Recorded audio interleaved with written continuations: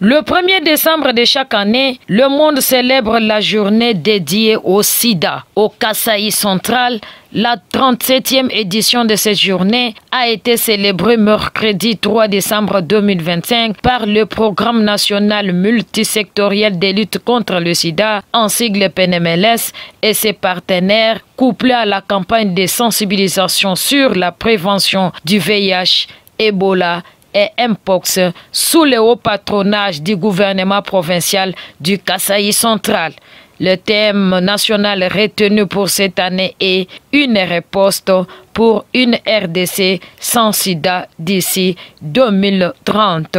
Plusieurs couches de la province ont été mobilisées afin de réussir la dite manifestation. Dans son mot de circonstance, le secrétaire exécutif provincial du PNMLS a brossé le tableau général de la situation du VIH-Sida dans l'ensemble du territoire national. Jean-Carré Manchimba. Le tableau statistique de la province en ce qui concerne la réponse renseigne qu'il existe encore une grande disparité en ce qui concerne une meilleure prise en charge des enfants et adolescents vivant avec le VIH en dépit de la mise en œuvre du plan ETME.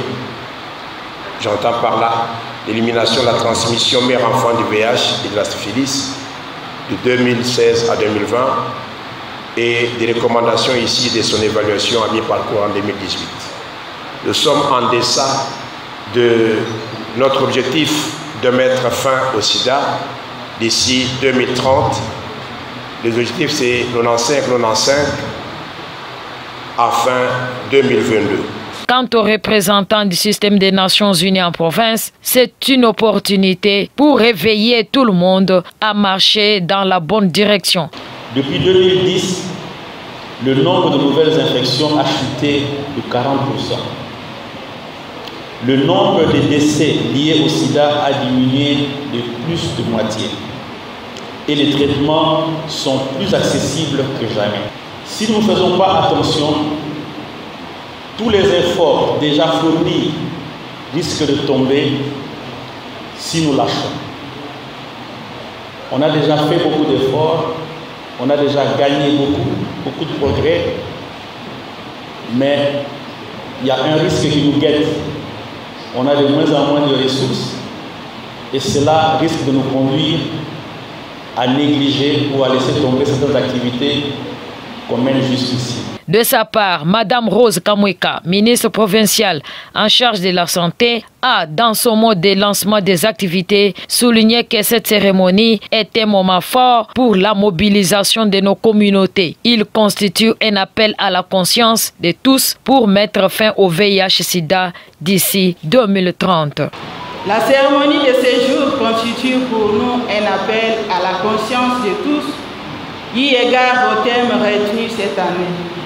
Pour ce faire, toutes les communautés doivent se mettre à la tête, surmonter les perturbations, renforcer leur leadership pour une riposte équitable afin de vaincre le VIH pour un Congo sans sida d'ici 2030. C'est par cet appel à l'engagement de chacun d'entre nous que je déclare lancer les activités de la Journée mondiale du sida, JMS. Au cours de cette cérémonie, Mme Régine de la structure ICOP Plus a démontré que la riposte constitue à éliminer les inégalités qui attrapent le service de traitement et des soins liés au VIH. Retenez que c'est la salle de réunion Liliane Mapala et du lycée Buenamontu qui a servi de cadre à ces assises.